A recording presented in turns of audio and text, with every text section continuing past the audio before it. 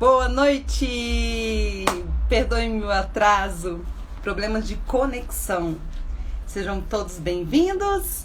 Vou esperar o Instagram anunciar para vocês que nós estamos ao vivo em mais uma live da Unijuc. Só um minutinho aqui, que o meu pedestal deu um probleminha. Hoje nós estaremos juntas, eu, doutora Marisete e doutora Gabriela, para conversarmos um pouco, né? E desconstruirmos algumas falácias sobre essas questões de poligamia, de poliamor, né? Então, vamos lá.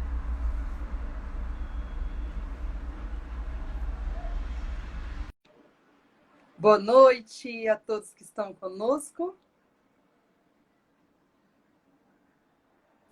Estou aguardando.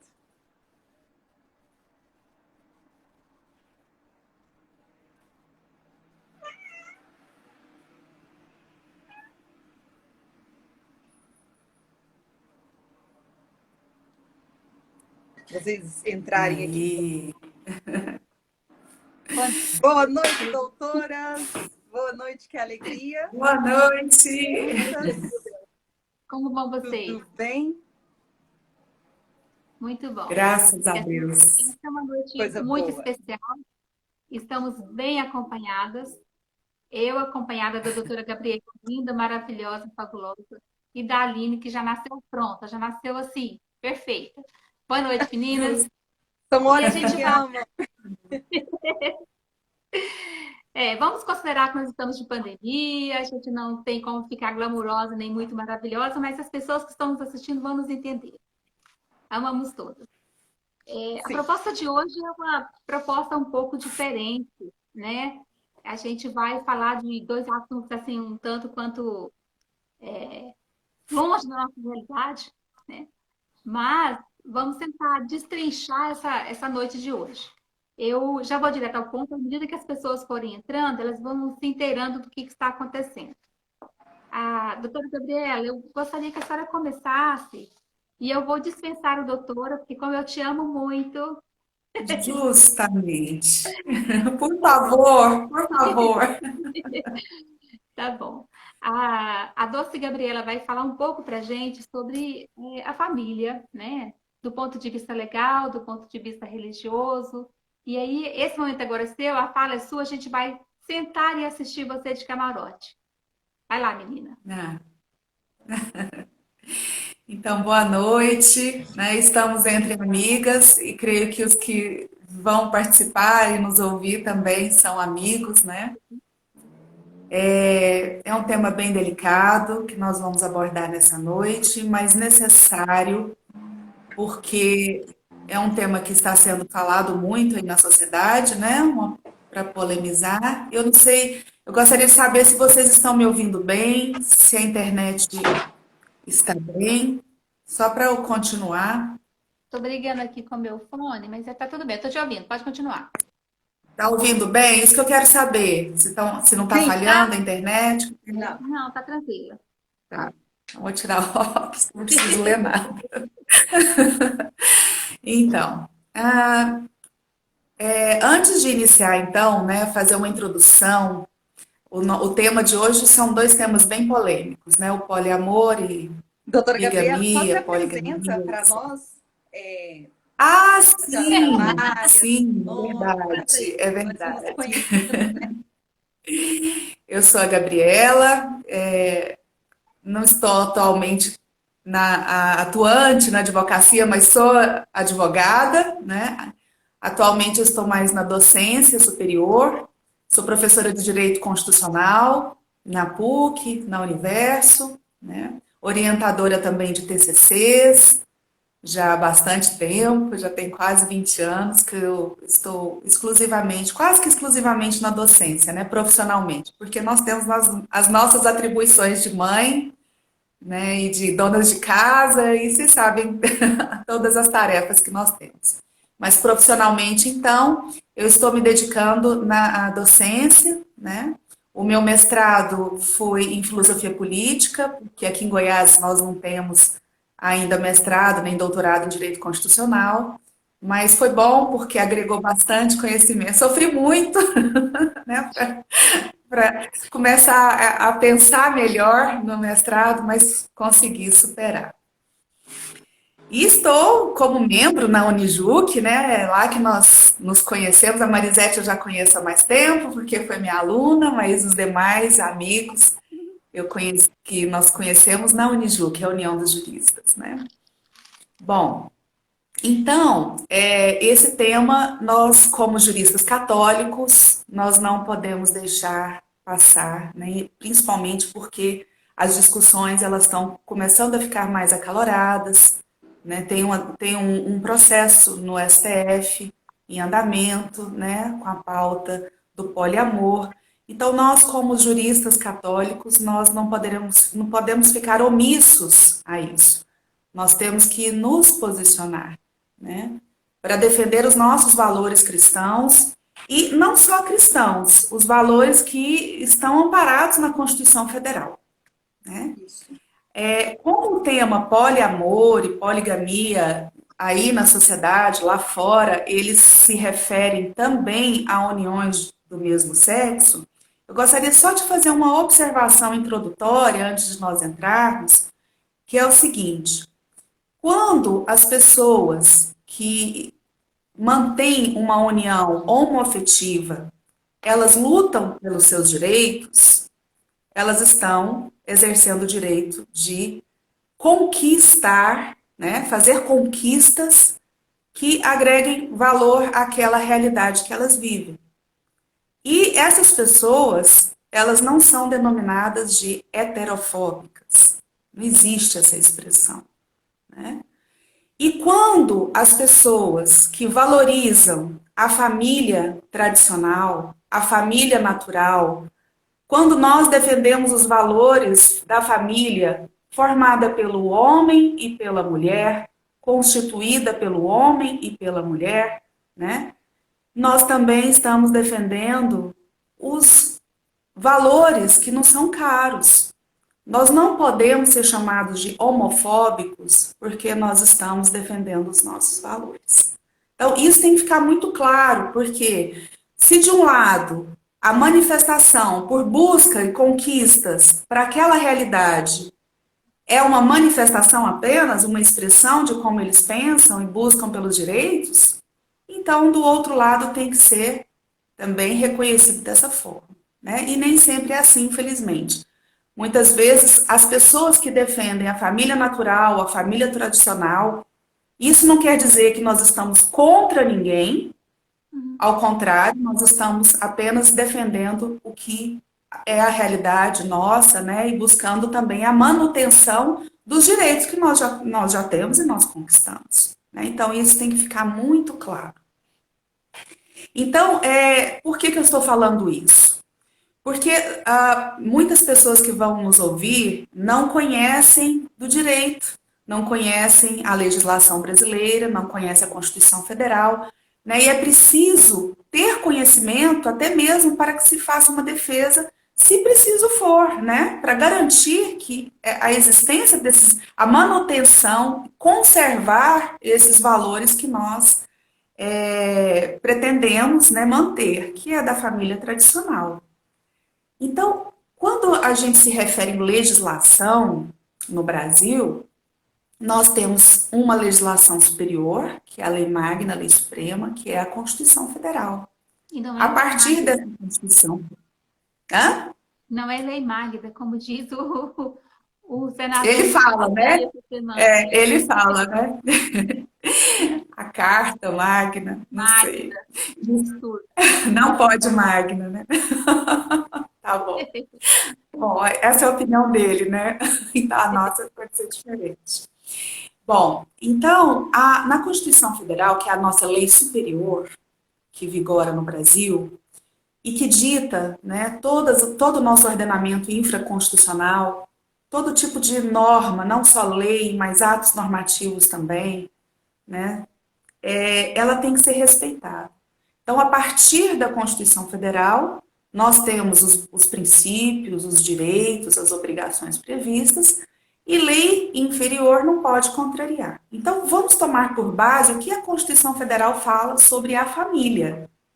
O artigo 226 da Constituição Federal, de 88, trata a família constituída pela união formada entre o homem e a mulher.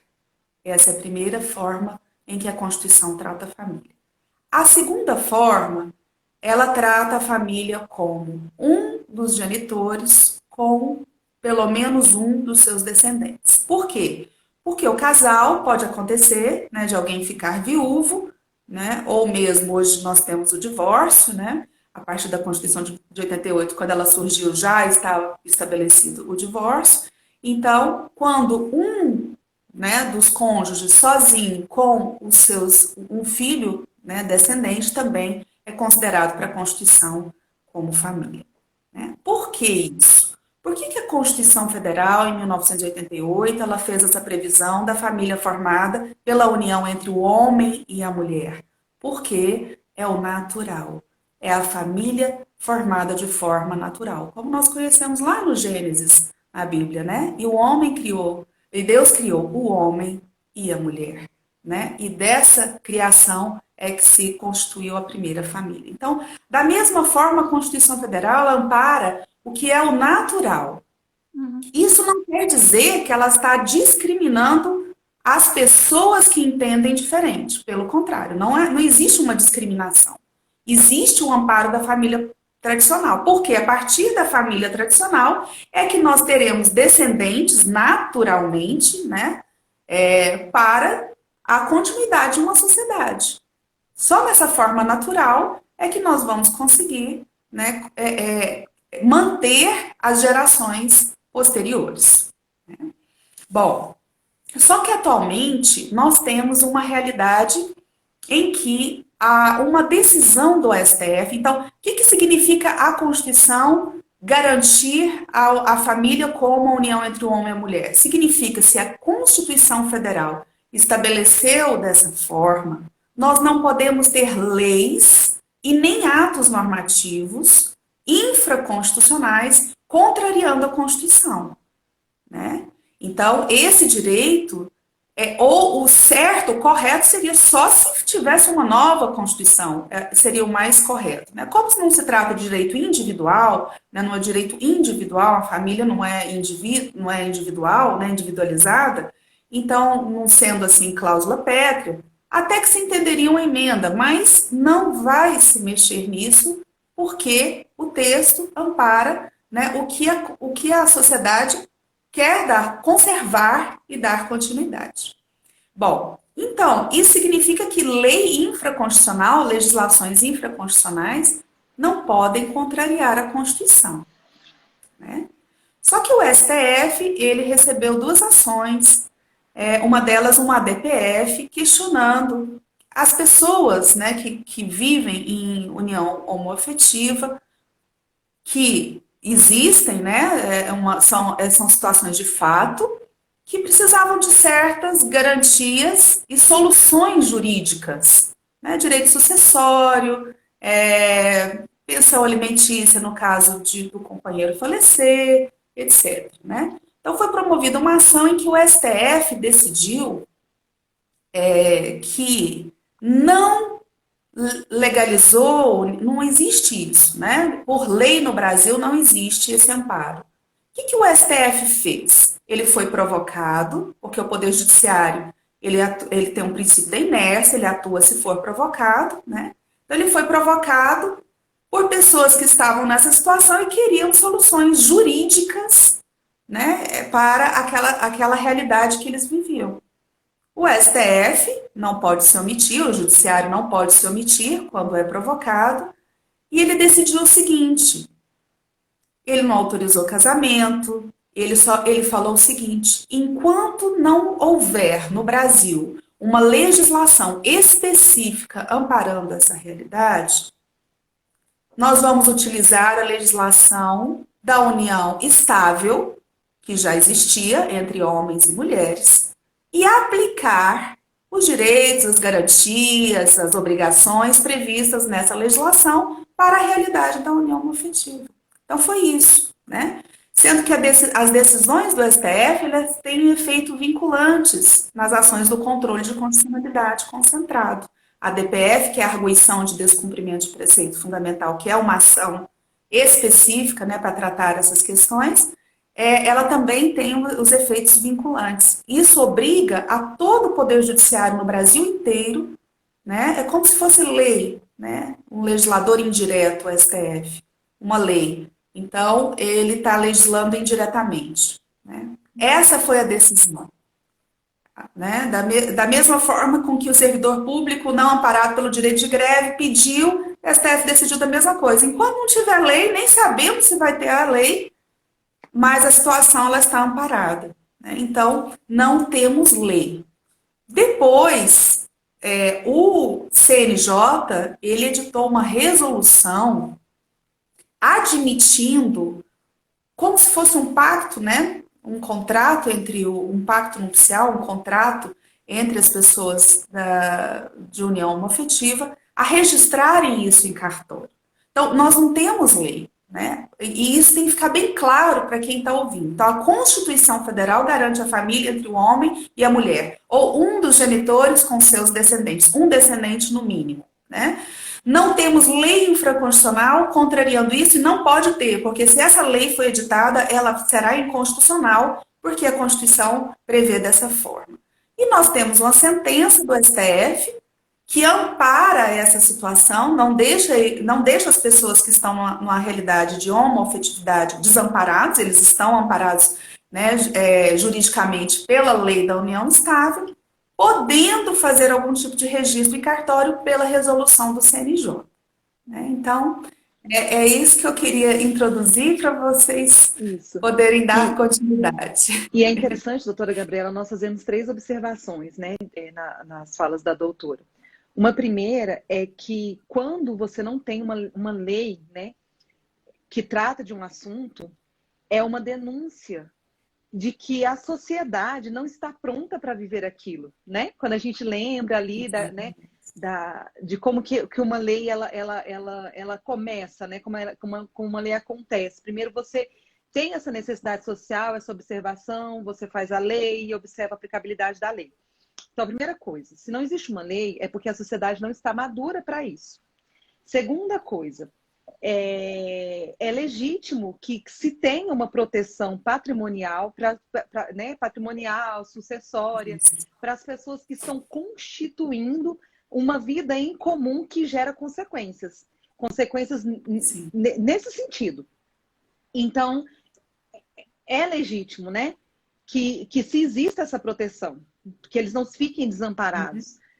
E o terceiro, que é o mais importante, que é exatamente isso que nós queremos, assim, é a essência daquilo que a gente quer trazer hoje para conversar. Isso nada tem a ver com a questão que estão impondo e que estão querendo desconstruir, né, como se fosse uma guerra de um cabo de guerra.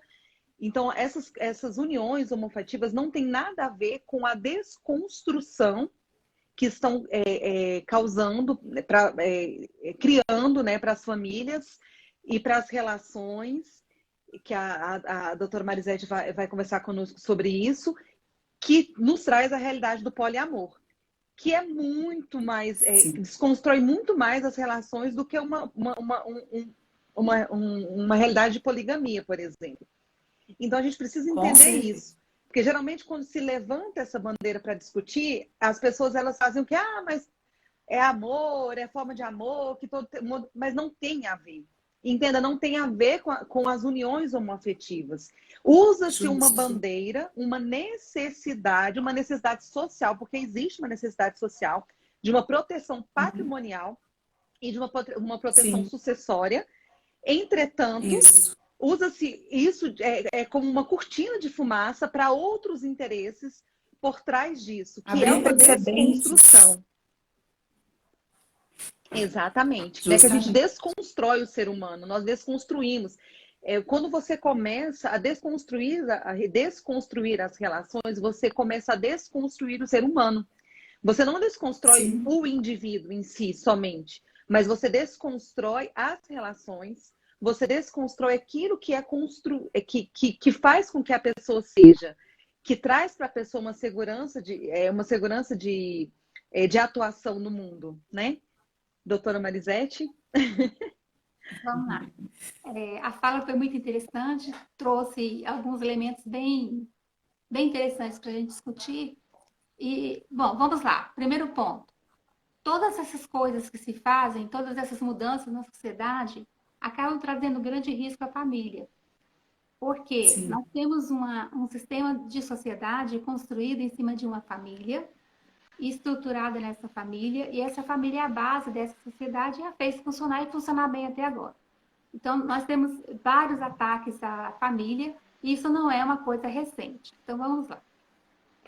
A gente tem algumas figuras bem folclóricas na nossa sociedade que acaba insurgindo sobre a família. Uma delas é a concubina, a famosa concubina lá do interior e tal, que é aquela mulher que vivia uma relação marital com um determinado companheiro, que geralmente a concubina é só do homem. Eu não conheço concubino, gente, eu nunca vi. Também O não. negócio o homem é um bicho safado mesmo, mas vamos voltar.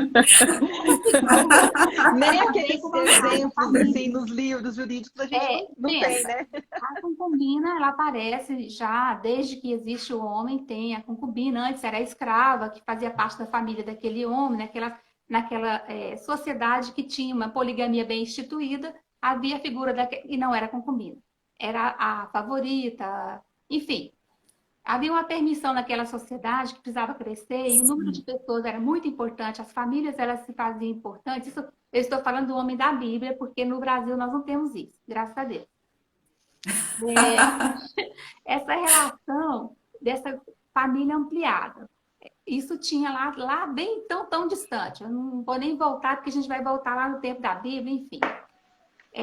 Era uma situação aceitável, porque era a sobrevivência daquele povo, era o número de pessoas que tinha naquela família. A família era uma família patriarcal, de fato, não como se prega hoje contra o patriarcado, que é um absurdo que estão fazendo, mas enfim. Essa família era construída dessa forma. Mais tarde, quando as famílias ficaram monogâmicas, ou seja, marido e mulher e filhos, e ali a sua prole, aparece aquela figura da interesseira, os nomes que a gente vai dar, a gente vai deixar para lá. Tem até os nomes bem folclóricos aqui no Brasil que eu não vou entender. Mas aí aparece uma terceira pessoa nessa relação que não é esposa. Ela não tem status de esposa, ela não tem direito a bens, enfim. Aqui no Brasil, bem recente, a gente viu algumas tentativas de fazer com que a concubina, a amante, acho que a palavra mais designa melhor, essa mulher que vive essa relação extraconjugal com o homem, na briga judicial pelos bens do morto. Tudo acontece no caixão, gente, é impressionante. O cara trai a vida inteira, ninguém fica sabendo. Quando o decujus vira decujus, aí aparece a herdeira, aparecem os filhos. Bom, a nossa Constituição e o nosso Código Civil, ele protege a família. Mesmo esses filhos nascidos fora do casamento, eles ganharam o status de filhos de fato, com todos os direitos a partir do Código Civil de 2002. Pois bem, Aline, agora eu quero que você me esclareça uma coisa. A concubina ela não é esposa, a concubina ela não é nada, ela é só uma terceira pessoa que vive ali. Mas nós também estamos vendo no Brasil uma corrente tentando trazer como normal a poligamia. Ou seja, estão querendo voltar lá naquele tempo, lá dos nossos antepassados, que precisavam ter muitas pessoas na família para o crescimento econômico, trazer essa figura da poligamia como uma coisa normal. Lembrando, a concubina é uma intrusa, não tem direito nenhum. Mas a poligamia, ou seja, as várias esposas, e a gente vai lá para o Marrocos, que é tão romântico, gente. Olha que coisa bonita, mostrada aqui como um prato principal maravilhoso, quando mostra aqueles homens lá daqueles países onde existe essa realidade, essa sociedade que tem a poligamia. Aquele homem sustenta aquele monte de mulher e é feliz, elas são felizes, elas não reclamam, porque elas têm o status da esposa. A primeira esposa, a segunda esposa, a terceira esposa. Então, é um homem que se casa com várias mulheres. No Brasil, isso é inadmissível. Nossos maridos não dão conta de nos sustentar. A gente precisa trabalhar para ajudar. Vai colocar uma terceira nessa sociedade? Por favor, né? Não dá. Mas, enfim, é sobre isso eu gostaria de ouvir as suas considerações sobre a poligamia. Porque é um tema bem interessante.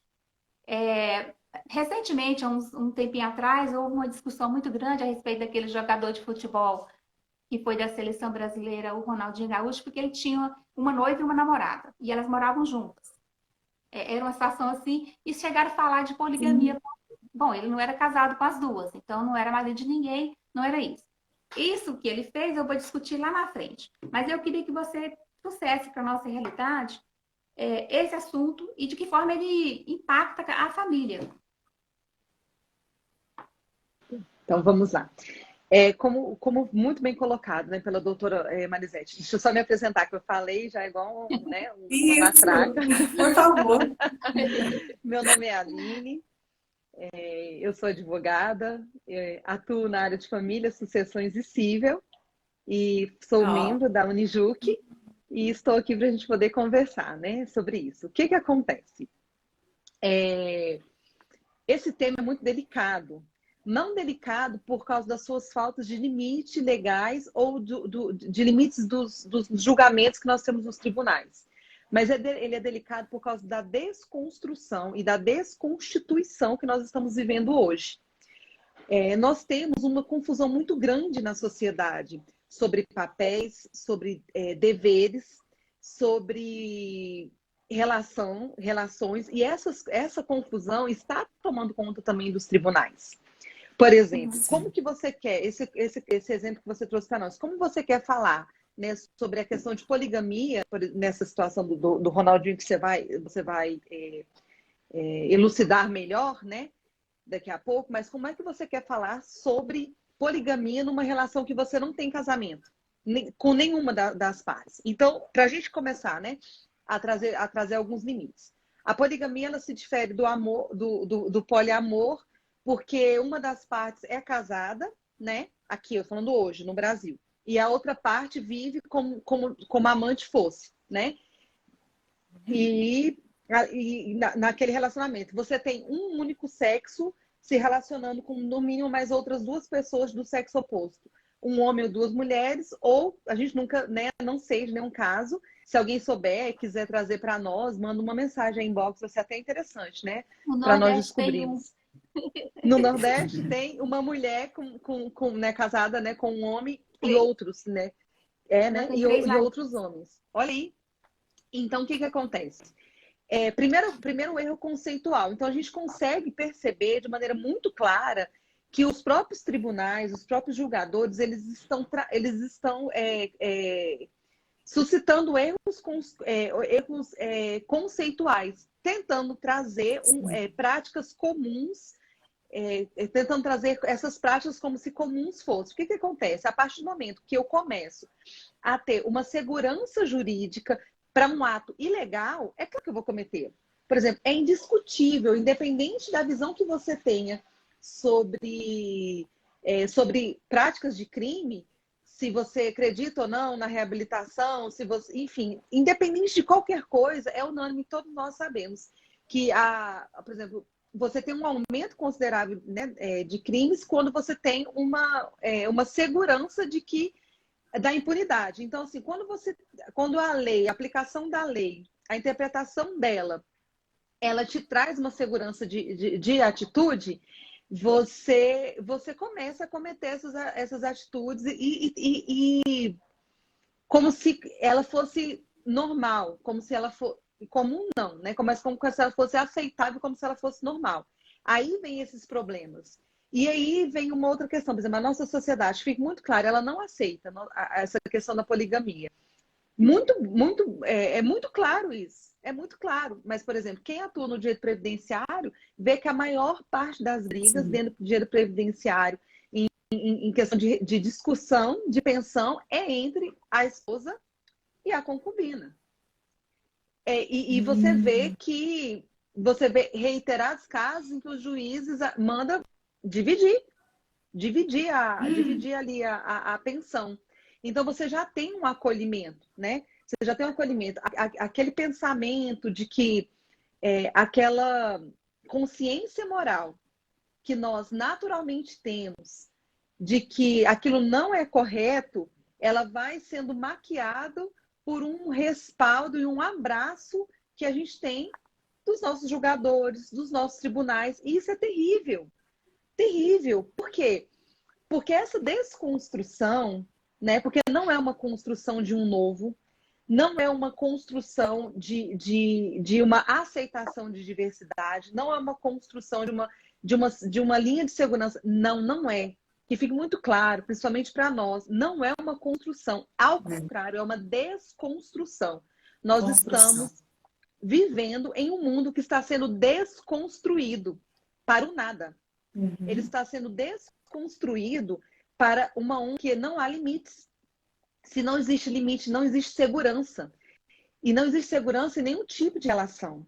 Porque eu não posso, por exemplo, se as coisas continuarem, caminharem assim, e os tribunais começarem a aceitar essas relações, né, poligâmicas, e começarem a, não, então vamos dividir os patrimônios, então vamos discutir quem que ajudou a construir isso daqui, e daqui a alguns dias a gente ter acordos, né, registrados em cartórios sobre essas situações, eu vou viver uma insegurança muito grande.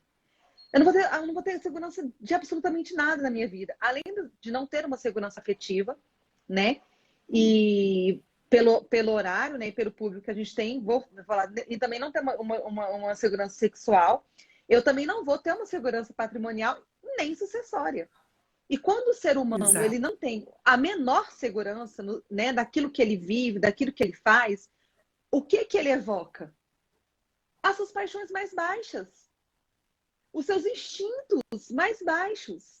E aí eu vou me entregando cada vez mais às minhas paixões mais baixas, cada vez mais a necessidade de preencher os meus vazios.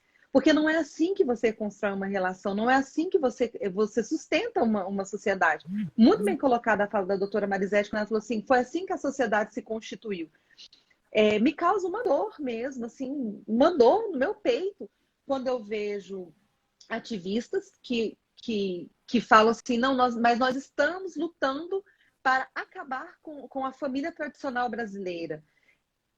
Falam de onde declarados. Você veio? Não, e de onde você veio? Eu queria só entender de onde você veio. Entende? De onde você veio, de onde seus pais vieram, de onde seus avós vieram, seus bisavós vieram. Ninguém nasceu de chocadeira, né?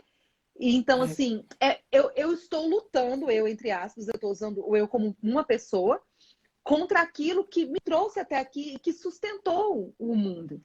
Então eu vou trazendo essa insegurança de maneira tão forte, amparado nas relações que estão sendo desconstruídas, na sustentação da sociedade está sendo desconstruída, a ponto de que eu tenho pessoas que vão começar a evocar para si direitos que não existem e evocar para si seguranças ilusórias. E isso abrange muita coisa. Não abrange só as nossas relações jurídicos, administrativas, mas até mesmo políticas governamentais, que não é o caso de nós entrarmos aqui, mas para a gente, né, começar a pensar e refletir. Aonde que eu estou colocando as minhas seguranças? Entende? Então, assim, isso é muito sério. Eu até trouxe um dicionário de sinônimos, antiquíssimo, eu amo livros antigos. E esse dicionário de sinônimos é de 1946. E aí eu trouxe aqui para nós ver a questão de limite. O que acontece? Quando eu tenho um limite de segurança, como a doutora Gabriela colocou no início, né? Da família natural, então eu tenho um limite de segurança. Eu sei qual é o meu papel, eu sei o que se esperam de mim. O que acontece? Eu nasci completamente desprotegida, eu precisei que alguém me desse comida, cuidasse de mim, me educasse e me desse segurança. Naturalmente, eu vou me desenvolvendo, né? Assim, o bebê vai desenvolvendo, ele engatinha, começa a falar, andar, e aí ele vai, né? Vai se alfabetizando, ou não, dependendo das realidades. São pequenas, né, essas possibilidades, mas ainda existentes. Mas, de toda maneira, ele aprende um papel social, seja numa profissão, seja ali no vilarejo onde ele está, seja para sustentar a própria família e tudo mais. Então, é natural que o homem caminhe para que ele assuma um papel social e ele tenha uma função social e que a sociedade saiba contar com ele, que aquela Exato. pessoa serve aquela sociedade daquela maneira, ou seja, o limite traz a segurança. Então, nesse dicionário, eu vim aqui, né, procurar o que era limite e o dicionário me remeteu para irmos para a palavra acabar. E aqui, quando ele traz o conceito, e esse dicionário é interessante porque ele traz a história das palavras e dos conceitos, tá vendo? Não é só um dicionário que traz 2, 3 conceitos, sinônimos. Ele Que traz, aí ele legal, muito fala. interessante. Não, é uma delícia.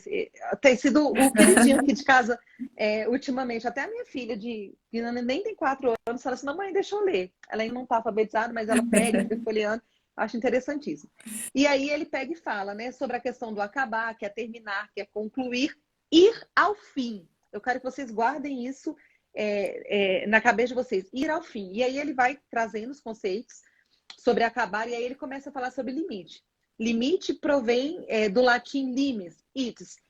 Era caminho ou trilho limitante de uma propriedade.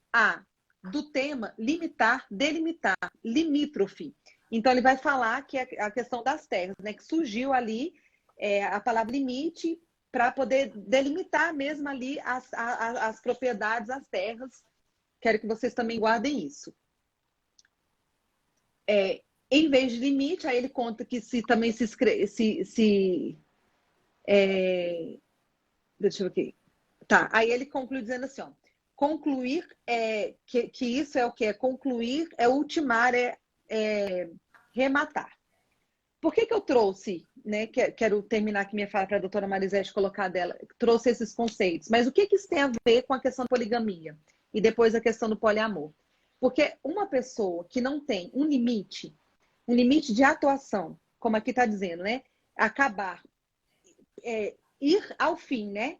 Levar até o fim. E também concluir. E o limite para onde andar. O que acontece? Quando você não tem esses limites, uma forma, você não sabe como atuar. Quando você não sabe como atuar, você se perde.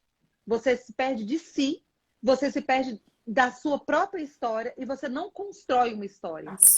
Você está no mundo, mas quando você materialmente desaparecer, você nunca esteve aqui, porque você não construiu uma história. Então, o perigo de nós abraçarmos essas situações é exatamente isso. Então, quando a doutora Gabriela iniciou, né, a nossa live falando sobre a segurança, né, que a Constituição nos traz, sobre a questão da família natural, e a doutora Marisete vai fechar explicando essa questão do poliamor, e quando eu evoco para falar sobre essa questão, para poder trazer esse tema, né, sobre a questão da poligamia, é exatamente isso. Quando você não tem esse limite, quando, infelizmente, por uma mentalidade que está sendo trazida, né, de uma desconstrução de séculos, que veio para as nossas faculdades, que formou os nossos profissionais e que formou os nossos julgadores, aí a gente tem todos os estudos da escola de Frankfurt e tudo mais, declarado, está na Constituição dela, que ela foi feita para desconstruir a igreja, a família, as relações sociais e tudo mais. Quando você não tem esse limite, você não sabe por onde caminhar. Você não tem segurança. Sim. Então você se agarra às suas paixões mais baixas. E aí você vai se deformando as suas relações em volta. E aí quando você vai, por exemplo, agora aqui, né, para encerrar minha fala, quando você vê o conceito de limite, né, que é ir ao fim. Qual é o fim último do homem? É a vida eterna. E eu tenho uma frase de Santa Elizabeth Trindade que quando eu a li, ela me impactou muito e ela reverbera até hoje na minha vida, que ela diz assim, que a eternidade começa agora. Por que a igreja se preocupa com isso tudo, né? Quantas vezes eu já vi falar assim, a igreja tem que cuidar dos assuntos dela. Não, os assuntos da igreja são os assuntos do mundo. Por que uma união de juristas católicos está aqui nesse horário hoje, né? Discutindo sobre isso? Porque é papel da igreja fazer isso. A igreja guarda aquilo que existe de mais precioso no mundo e dentro do homem. Independente da nossa crença. Se a gente, por exemplo, for estudar filosofia, aquela filosofia tradicional, nós vamos descobrir que não existe um fim, que existe a eternidade. E a eternidade, Sim. como Santa Elizabeth Trindade nos trouxe, ela começa hoje. Então, a nossa história, todas as escolhas, igual essa live, ela nunca mais vai deixar de existir. Eu posso não conseguir salvá-la, eu vou morrer, a doutora Gabriela, a doutora Marisete, as pessoas que assistiram aqui, pode não ficar gravado em lugar nenhum, mas vai estar na eternidade e não vai mais apagar. Então, a partir do momento que eu não tenho consciência disso, eu não tenho consciência dos meus limites, a partir do momento que eu tenho essa desconstrução e essa insegurança, inclusive jurídica, que aí é onde é o problema, daquilo que nós falávamos lá no início. A sociedade não quer, não evoca isso, não está pronta para isso, é uma imposição, né, dessa desconstrução. Quando eu não tenho esses limites, eu não tenho essa segurança, eu vou deixar de existir. Por quê? Porque eu não fiz uma história. Eu perdi a minha própria narrativa, porque eu não consegui assumir um papel que conseguisse trazer frutos. E isso é muito sério. Eu vou me desconstruindo nessas relações poligâmicas, nessas relações agora, pior ainda, de poliamor. Porque aí o que acontece? Eles vão trazendo esses erros conceituais. Então, eles fazem uma salada mista, aí eles misturam as relações homoafetivas com a poligamia, com o poliamor, com o não binário, e aí as pessoas vão ficando sem referências e sem um limite e sem saber como atuar no mundo, na sua própria história. É isso, doutora Marisete. Obrigada, doutora Aline. Bom, eu sou Marisete Pires, também sou advogada da área civil, faço parte da Unijur. E eu vou começar a minha fala fazendo um convite. Porque parte do que eu vou falar agora, eu vou convidar vocês para irem no link da rádio Maria... Vixe, fugiu tudo aqui agora. Deixa eu... Maria Brasil. Rádio Maria Brasil. Vão lá no site da rádio. Vocês podem procurar a rádio aqui no Instagram ou podem procurar no YouTube. Procure o programa de ontem que a doutora Gabriela nos brindou com uma excelente explicação sobre liberdade, o que é a liberdade, e as escolhas que vêm desse conceito de liberdade. Eu vou parar só nisso, porque tem mais coisa que ela falou ontem, mas eu vou deixar que vocês possam ir lá assistir. Quando a gente pensa em liberdade, a gente pensa em fazer o que a gente quer, certo? Certo. Porém, eu sou limitada. A minha liberdade ela está condicionada àquilo que se pode praticar dentro dos limites de uma sociedade organizada. Então, vamos começar falando disso. Eu sou livre para fazer o que eu quiser, desde que aquilo que eu vou fazer não é crime, não é ofensivo, né? Não é um objeto de crime, e também moralmente não é condenável. Então, se eu obedecer essas duas regras, eu posso fazer o que eu quiser, dentro do limite dessa regra. Vamos voltar lá? Eu acho que você está com a Tereza bem pequena, Aline. Você sempre fala para ela que o direito dela termina, começa do coleguinha dela. Então, isso é para a gente compreender que a minha liberdade ela está condicionada à liberdade do outro. A liberdade da sociedade, a liberdade do meio que eu vi. O que nós estamos vivendo nesse nosso tempo agora? Nós estamos vivendo um excesso do exercício da liberdade sem responsabilidade. Então, eu posso fazer o que eu quiser. E a gente está vivendo outro fenômeno que significa eu preciso ser amada, eu vou amar ao extremo, eu preciso ser feliz, eu tenho o direito de ser feliz. Tem uma palavrinha para isso, muito feia, que eu não vou falar, vou deixar vocês pensarem um pouquinho. Eu mereço ser feliz. Mas a minha felicidade é à custa dos outros? A minha felicidade é à custa do sofrimento de alguém? Então, alguma coisa não está certa nesse universo todo. Então, a nossa sociedade hoje, ela está sendo o tempo todo bombardeada com essa ideia do relativismo. Tudo é natural, acontece. As pessoas podem fazer o que elas quiserem, pode vestir o que quiser, comer o que quiser, ficar com quem quiser. Não sei, eu, como sou mais velha, no meu tempo, tinha os ficantes. As pessoas que não tinham compromisso com o namoro. Então, saía junto, ficava junto, ia numa festa, dava uns beijinhos. Eram os eternos ficantes. E não tinha namoro. E isso era uma coisa importuna para quem queria ter um relacionamento de namoro. Depois, esse conceito do ficante, ele foi evoluindo, e hoje já nem sei como é que chama isso mais, que eu não quero nem perguntar, porque eu tenho filho adolescente. Mas deixa. Esse descompromisso com o outro gera uma sociedade que vai procurar outras formas de viver, novidades, né? Por que que o homem vai trair? Porque ele quer novidade. Isso é desculpa de todos. Eu, como advogada da área de família, e de vez em quando a gente tem que fazer uns divórcios, né? Para contragosto a gente faz isso.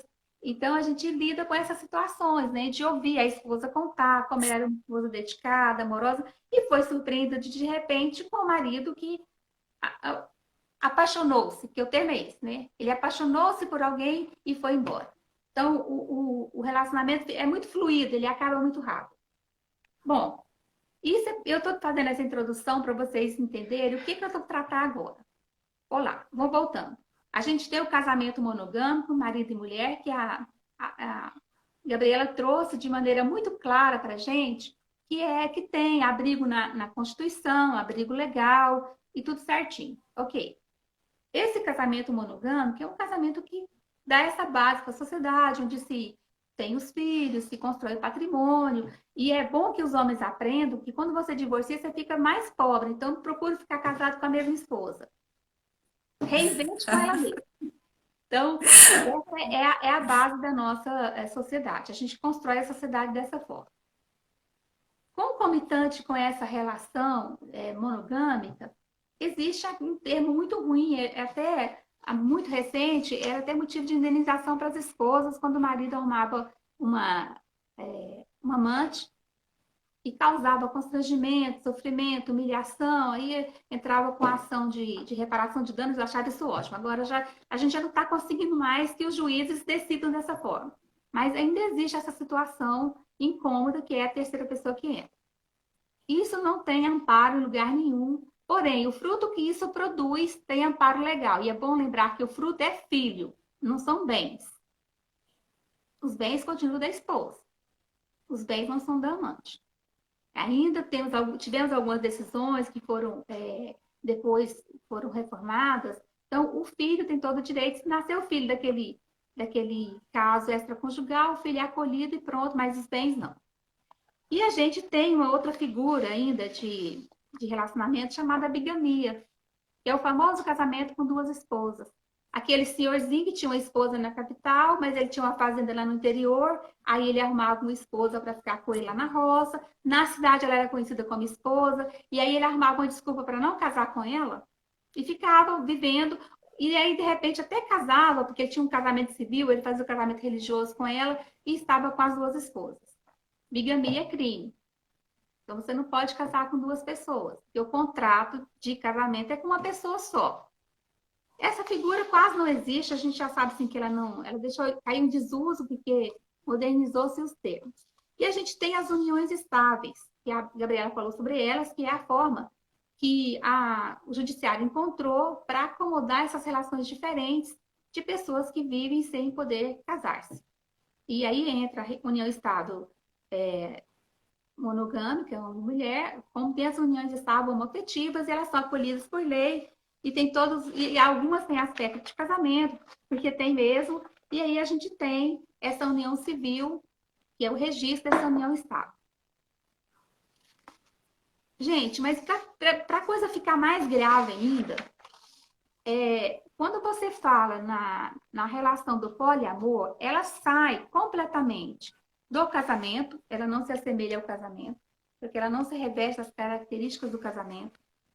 Ela não se assemelha à poligamia, porque na poligamia, geralmente é o homem com mais mulheres. Eu falei para você, Aline, do caso lá do Nordeste, porque me chamou muita atenção, porque a mulher tinha 3 maridos. E os 3 moravam com ela na casa. E eles não brigavam, e eles eram ótimos amigos, eram super amigos. E, gente, ela não era nem bonita, a mulher era um trubufu. Mas lá, parece aquela princesa da Pérsia, que os homens brigavam por causa dela. Marisela, um objetivo de mulher. Não, mas enfim. Pois como é que deu conta, meu Deus? Às vezes não dá conta do nosso, né? Fica brigando. Mas aí, assim, ela administra bem. Esse foi o único caso que eu conheci dessa poligamia feminina, porque ela não é comum a poligamia masculina. Na poligamia, há um revestimento de matrimônio, de casamento. Matrimônio não, de casamento. Por quê?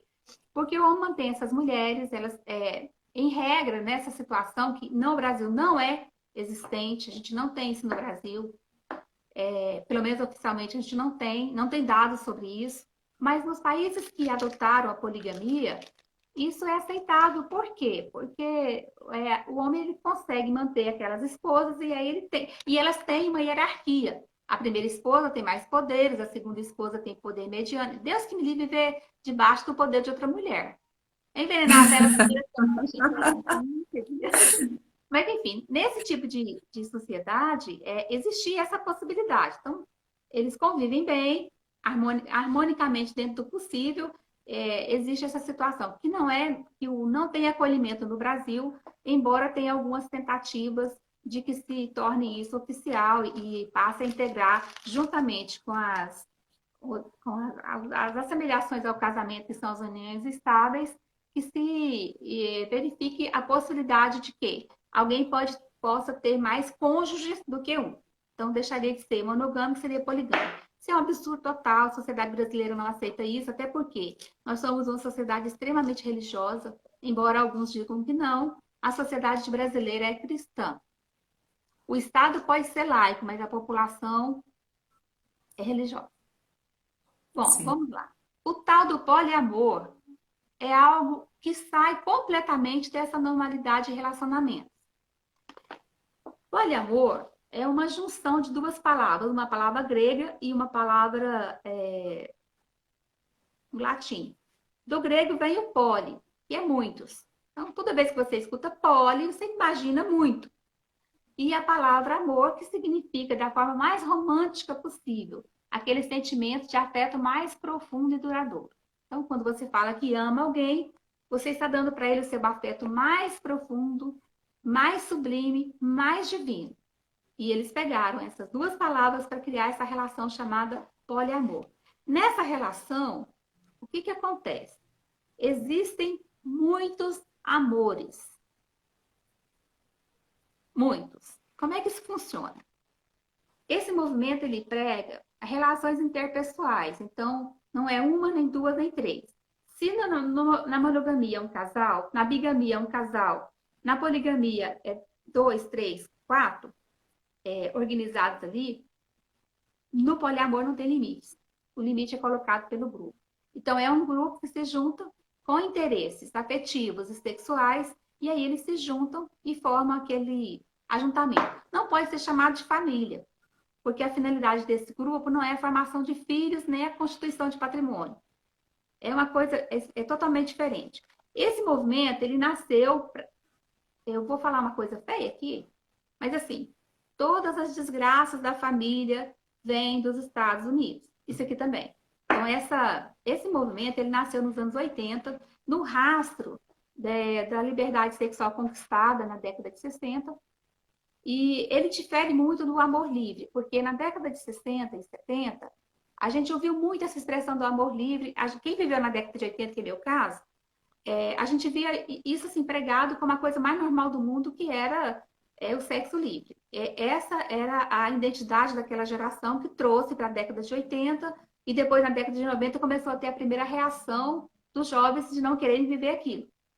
Então, o que esse movimento trouxe? Ele trouxe a ideia de que a pessoa tem direito de ser feliz, ele tem direito de amar, ele tem direito de completar o amor que ele tem.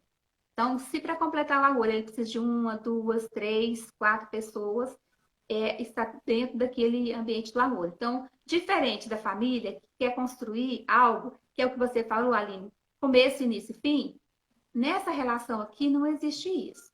É uma relação que define muitos amores, vivendo de maneira muito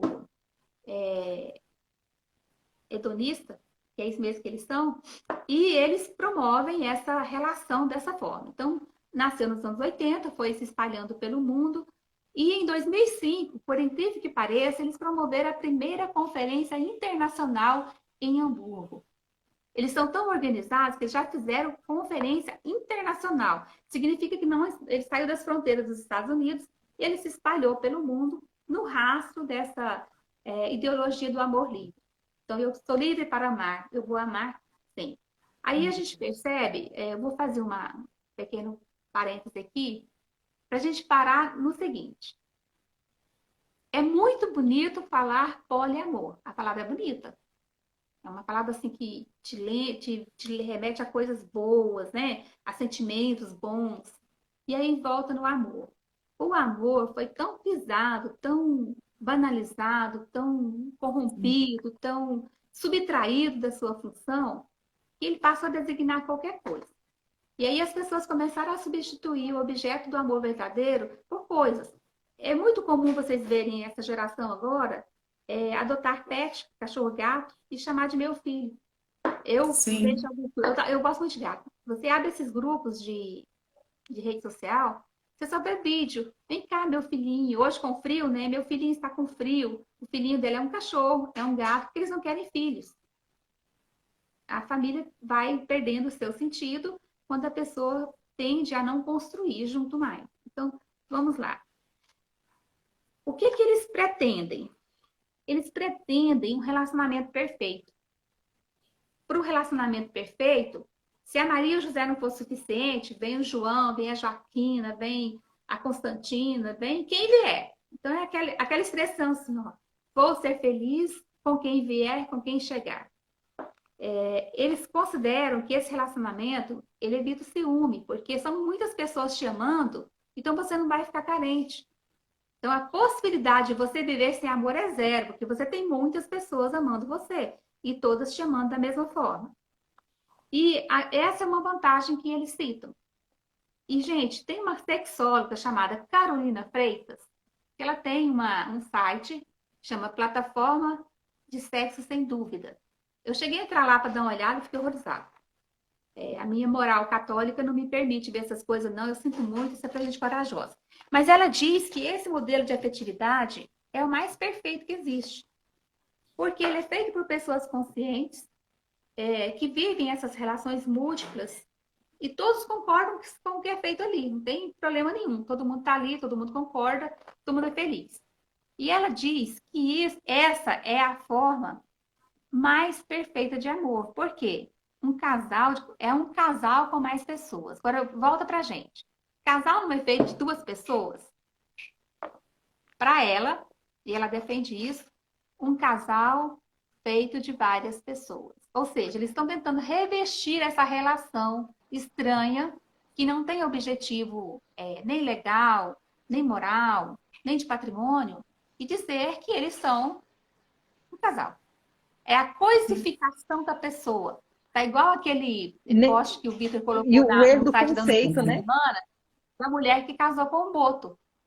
Então, nós Sim. agora nós somos indianos, né? A gente vai copiar a cultura indiana, a religião indiana, em que as mulheres se casam com árvores, se casam com animais, para se purificar para poder casar com o homem. Gente, não tem lógica disso, esse negócio não vai dar certo. Mas vamos lá, continuando.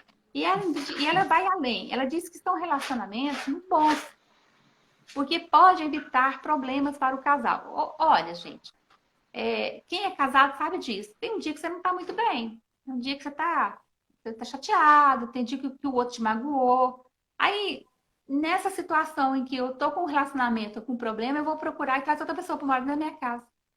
Porque o outro não me contraria como meu marido, o outro não me traz problema. Aí eu completo meu marido, que eu amo meu marido, acho ele maravilhoso, mas ele tem um defeito, aí eu trago alguém que não tem aquele defeito e constrói esse ajuntamento, porque deixa de ser família. E vocês não têm ideia de como é que esse negócio é complexo. Vamos lá. Então, é uma relação que não é familiar, não é parental, não é familiar, mas é uma relação de pessoas que visam simplesmente o prazer afetivo e sexual. São muitas pessoas que vivem, e eu comecei a descobrir que tem muita gente que vive desse jeito. É tão interessante porque eles dizem o seguinte: a gente é feliz vivendo dessa forma e é assim que a gente quer viver. Então, e eles ainda fazem algumas variações. Então tem a polifidelidade. Eu vou até ler, porque eu não consegui guardar esse trem tão absurdo que é. O poliamor, que tem a polifidelidade, ele envolve várias pessoas, porém tem restrição sexual. Nem todos vão se relacionar sexualmente com o outro. Então, aqueles escolhidos que vão ter relacionamento sexual são fiéis. Mas eles viram relação afetiva com o restante do grupo. Se esse trem dá certo, gente, eu não sei, eu não vi. Então, não sei se esse negócio funciona, mas é assim. Sim, não. O Ronaldinho Gaúcho, que você citou, ele vivia o chamado tristal. O que é o tristal? 3 pessoas. Nesse, a regra é que eles convivem com uma terceira pessoa. Então, já existe um casal, né? Aquilo que eu acabei de falar. O marido te chateia, tá ruim, aí você traz outro homem para completar seu casal, né? Mas aí tem uma regra. Nesse trisal, diferente da poligamia que você falou, Aline, no trisal, o tristal, é um com mais 2. Então, é um homem com 2 mulheres, que é o caso do Ronaldinho Gaúcho. Ele tinha uma namorada e uma noiva, viviam na mesma casa, e eles viviam um relacionamento amoroso, afetivo, sexual, todos juntos. Então, todos se relacionam sexualmente. As mulheres com a mulher, com o homem com a mulher. E essa confusão, eu acho que o nome para isso, desculpa o horário, mas eu acho que é suruba mesmo. Não tem outro jeito de definir esse trem, não. Dessa forma. Então, no É trisal, isso mesmo. 3 pessoas. Então, é o único tipo de poliamor que tem limite de pessoas. Depois a gente tem as relações monopoli, ou seja, uma das pessoas que está ali dentro, ela não quer se relacionar com os outros, ela relaciona só com um. Então ela é monogâmica com aquele, mas ele tem liberdade para relacionar com todos os outros. Vocês têm dar certo? Vocês nem perguntam para mim que eu vou falar assim, não sei, eu como boa goiana, não sei de nada, só sou desconfiada. E tem ainda as relações poliamor chamadas de geométricas. Então, eles vão pegando as figuras geométricas e colocando ali dentro as relações, entendeu? Então, Meu Deus. aí o tipo de relação. Então, é naquele relacionamento em que as mulheres se relacionam com as mulheres, com o homem. A coisa é tão confusa. Por mais que eu estude esse assunto, por mais que eu veja, eu não consigo entender como pode dar certo um agrupamento de pessoas que dizem que vivem o amor e eles pregam isso. Aí vem a base da filosofia deles, é a mesma filosofia do amor livre. O que o amor livre pregava? Você deve viver o amor na sua plenitude. Você precisa ser feliz com aquele amor. Então ninguém é de ninguém, mas todo mundo é feliz. Aí só que no amor livre tinha maconha para ajudar a pessoa a ficar feliz e leve, né? Tinha aquela vida um pouco mais voltada para a natureza. Agora nessa aqui, gente, eu nem sei como é que o negócio funciona, mas é assim que funciona, é assim que eles fazem. Então, o poliamor, na realidade, é a desconstrução absoluta da família. Por quê? Porque eles se envolvem por questões afetivas, de amizade, de afeto mesmo, e por questões sexuais. Mas eles não visam a prole. E aí, eles acabam com o conceito da família. A família inexiste, não tem família. Porque qual que é a base da família? 2 pessoas que se amam, formam uma família, visando, pelo menos para as pessoas que têm um pouco de juízo, né? É para a construção de uma família, para ser berço, para vir os filhos, porque os filhos é a continuação nossa, e depois, para poder juntar bens, a gente tem que fazer o patrimônio, todo mundo precisa do patrimônio, e aí a gente vive ali da nossa vida com os desafios do dia a dia, buscando ser feliz daquela forma com a família que nós escolhemos, né? Até que a gente morre, e aí vem os bens sucessórios. Nessa relação, não tem isso. E aí ficam algumas perguntas jurídicas complicadas. Por exemplo, os filhos que surgirem dessa relação, quem serão os pais? Quem é pai dessa criança e quem é mãe? Justamente. De que forma que essa criança vai ser educada? Qual é o mundo que essa criança vai oferecer, vai viver? Esses são os aspectos do problema. Aí vocês vão parar de entender. Daqui a pouco nós vamos chegar. Os bens que eles constituírem. De quem são os bens? E quando um desse grupo resolve sair? Como é que vai dividir o bem com aquele que vai embora? Vai ter indenização? Não vai ter? Eles têm bens? Não têm? É uma comunidade? Porque na década de 770, em que havia essa comunidade que pregava o amor livre, eles viviam em comunidade, tudo era de todos. E eles viviam, aí era uma comunidade que ninguém tinha nada, era de todo mundo, eles viviam felizes, eram grupos que viviam daquela forma. Agora aqui, não é assim, gente. Então, o que vai acontecer com esses bens? E quando um morrer, quem vai ser o herdeiro dele e quem vai ficar com a pensão? Então, a Previdência Social vai ter muito problema daqui a pouco. Por quê? Porque Sim. eu descobri, com muita tristeza, que a base para tudo isso aqui já está sendo construída há muito tempo pela ideologia de gênero. A ideologia de gênero vem desconstruir a família, a ideologia de gênero vem reeducar os seus filhos. A Tereza, daqui a pouco, Aline, vai ouvir na escola que toda forma de amor é maravilhosa. Hoje, eu abri o Instagram um pouco antes e vi uma postagem da Glória Pires. Não vai não, não vai não. Não vai, não. É uma postagem da Glória Pires, né, um desenho que mostrava amor, né? Eu já estava falando sobre o amor. E aí, primeiro era uma família tradicional, família. Era até uma desenho de cartoon. Aí você ia seguindo, e aí ia desconstruindo aquele amor inicial, aquele amor natural, aquilo que nós falamos muito do direito natural, a vida e tudo. E aí terminava com essa expressão. Toda forma de amor é maravilhosa. Então, viva o amor. Gente, isso não é amor. Isso pode ser qualquer coisa, mas isso não é amor, porque o amor ele constrói, ele não magoa as pessoas, ele procura trazer vida. E quando você vê essas ideologias todas que vão sendo introduzidas de uma forma muito romântica, porque o pior é isso, gente. Eles vendem na melhor embalagem do mundo. Eu me deparei com esse assunto em 2015. Em 2015, eu acompanhei uma colega de faculdade que fez um trabalho sobre esse assunto, falando sobre o poliamor. E eu fiquei muito surpresa da coragem da menina. Mas por que ela escolheu esse tema? Porque ela vivia numa família desconstruída, então isso para ela era normal, fazia parte. E aí, acompanhando o trabalho dela, eu me lembro de ficar muito surpresa com as considerações que ela foi fazendo. E aí eu falei para ela, mas vem cá, qual vai ser a abordagem do seu trabalho? Qual vai ser a direção dele? Aí ela trabalhou a questão patrimonial. Ela conseguiu trabalhar essa questão de quem ficaria com os bens. Só que ela foi esperta. Ela trabalhou com o trisal só. Ela não falou das outras formas. E no trisal, é muito fácil você estabelecer de quem são os bens, que são 3 pessoas. Se o sujeito morre, ele vai deixar 2 viúvas. Elas não vão brigar, porque elas já se relacionam uma com a outra, não vai ter conflito. Então tá tudo bem. Ela usou, inclusive, o caso do Ronaldinho Gaúcho, que estava começando a ser falado dessa situação dele, estava caindo na mídia. E aí, gente, a perversa mídia, ela vende isso como a coisa mais maravilhosa do mundo.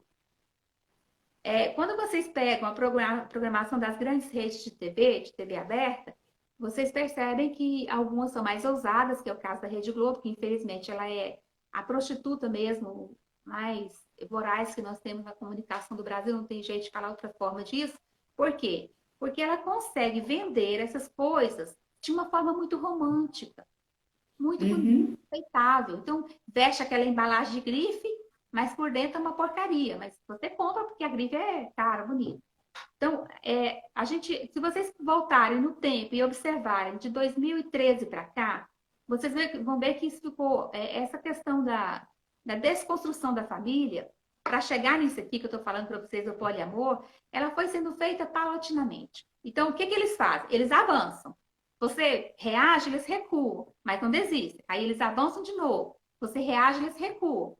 É o que está acontecendo no Brasil hoje, porque, infelizmente, nesse momento para eles, a direita acordou, que são os conservadores do Brasil, graças a Deus, e começaram a reagir. E aí as reações são as mais diferentes possíveis. E aí a gente tem um presidente da República muito bocudo, que resolveu dar nome aos bois e tirou todo mundo que estava atrás do muro, e aí está tudo certo.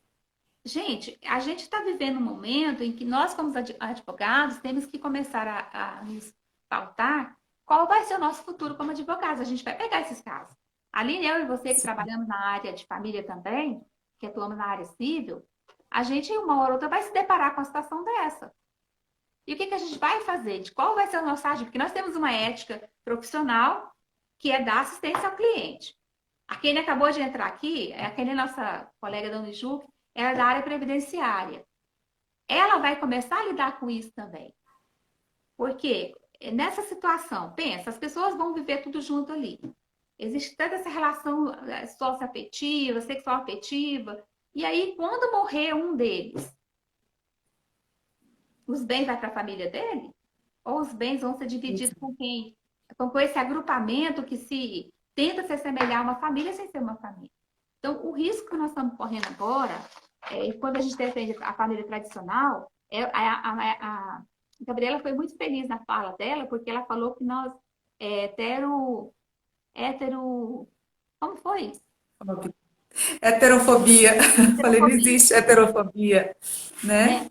Gente, mas existe, sabe por quê? Porque da mesma forma que existe preconceito racial do negro em relação ao branco, e eu já fui vítima disso, existe o preconceito racial do branco em relação ao negro, em relação ao índio, existe o preconceito em relação a outras etnias, mas também existe o preconceito contra nós, porque nós estamos sendo calados nas nossas redes sociais de forma muito grande, grave. Hoje você percebe que as grandes redes de comércio e de indústria estão se quedando para a pauta exatamente essa, da ideologia de gênero. Ontem foi. Antes de ontem, né? Que foi a Dia do Orgulho Gay. Pois bem. Foi. Não foi nem orgulho gay, acho que eu tô errada, né, gente? Foi. LGBT, Eu nunca lembro o que é, porque para mim isso é tão confuso. Mas enfim. Também. Veja, a gente viu as redes sociais inundadas pelo símbolo do coitado do arco-íris, só que com 6 cores, né? E foi fixado ali. E aí você fica olhando assim, gente, eu não tenho nada contra quem tem opção sexual diferente. Cada um tem a sua. Agora, eles limitarem, tirarem a liberdade da gente, tá errado. Por quê? Vamos voltar no conceito da liberdade que a Gabriela falou ontem. Eu convido vocês novamente a irem lá no site da Rádio Maria Brasil, assistir o programa de ontem, Direito e Vida, e ver o que a Gabriela falou para a gente sobre isso. Por quê? Nesse rastro aqui, a gente vê a mão poderosa do feminismo também, que veio para desconstruir a sociedade organizada, para ditar novas regras. E quando você escuta a meninada falar assim, é abaixo do patriarcado. Opa! Como assim? Ah, obrigada, Jordana. A Jordana falou que é dia da diversidade. Obrigada. Nem eu sabia. Estou corrida pelos amigos. Você vê essa desconstrução sendo feita há muito tempo e as ideologias sendo introduzidas como o normal é a ideologia. Então, nós somos maioria e somos esmagados por uma minoria que quer respeito sem respeitar, que quer ter liberdade, mas não me dá liberdade do contraditório. Então, eu não posso discordar, eu não posso não gostar. Eu amo amarelo, mas eu fui proibida de pôr amarelo em vídeo, então eu não ponho mais. Me disseram que não fica bem, que espoca, sei lá. Então, mas foi uma proibição, não foi uma proibição, foi uma sugestão para eu evitar amarelo. Mas eu tenho liberdade, se eu quiser usar, e ontem eu usei algo de amarelo, sem problema nenhum. Então, veja, a sociedade ela tem que começar a reagir e dizer o seguinte, olha, isso eu não concordo, isso eu não quero para mim. Você quer ter uma vida dessa forma? Então tenha, mas não empurre isso como uma coisa que tem que ser normal. Nós não podemos normatizar esse tipo de situação. E o que nós estamos vendo agora, nesse momento, pelo menos é o que nós estamos vivenciando, especialmente no Brasil, a gente sabe que a pauta da ONU é contra a família, a gente sabe que, infelizmente, o STF definiu essa pauta 2030, a gente já sabe as consequências disso, isso é assunto para outra live que a gente vai fazer logo, logo, mas pensa comigo, a família é a base da organização social. Se o cara é malandro, quer ter uma família fora da casa dele, aí você toma suas medidas, porque cada esposa sabe o que tem que fazer. Mas não vai desconstruir a família, gente. Pelo amor de Deus, a família é a base. Eu me lembro muito do Clodovil Hernandes, eu gostava muito dele. Ele era homossexual, assumido, sem nenhum tipo de problema. E ele falava uma coisa muito interessante. Eu já ouvi isso de outros homossexuais também. Ninguém nasce chocadeira. Ele nasceu de uma mulher, de uma família. Ele tinha pai e mãe. Ótimo. Nós nascemos de família. Então, como é que nós vamos matar a família? Que sociedade é essa? Mas aí eu vou voltar e vou convidar vocês a procurar depois na internet uma fala da Érica Cocaia, bem recente, num sindicato lá no Paraná. Ela disse o seguinte, a fala dela, resumindo, era a seguinte: eles vão desconstruir, destruir a família patriarcal. Por que eles têm tanto ódio da família patriarcal? Porque é o símbolo da família tradicional. Desconstruir a família patriarcal e implantar uma nova organização de sociedade com o incestuosa, ela usou essa palavra, incestuosa. Sim. Porque dessa forma, destruindo a família, eles conseguem implantar uma nova ordem e uma nova sociedade na qual o Estado tem poder absoluto. Essa foi a fala. Então, onde a gente precisa começar a raciocinar. Igual, por exemplo, quando fala assim, a família é a base da sociedade. Mas por que a família é a base da sociedade? Porque quando você tem filhos, você trabalha muito mais. Você quer gerar muito mais renda. Você tem uma visão diferente de mundo. Então, você sustenta o mundo. Quando Karl Marx, Engels e os amigos deles, todos para lá, e todos que vieram depois, e o Foro de São Paulo, e tudo que a gente conhece, eles começam, né, com as tentativas dele, vieram outras situações que foram organizando isso e sustentando isso.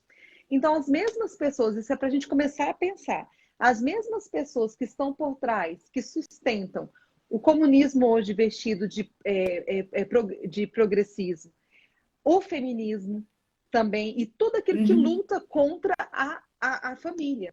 Por que eles precisam destruir isso? Porque eu preciso parar de dar ao homem motivações para que ele cresça, para que ele construa. Porque se eu não tenho mais um papel dentro das minhas relações primárias, porque existem duas relações, as primárias e as secundárias. As relações primárias é a relação dentro da família, são as relações pessoais. As relações secundárias é o seu papel na sociedade, a sua profissão. Né? Então, se eu perco a minha relação primária, a primeira relação, a partir dela é que se derivam as outras.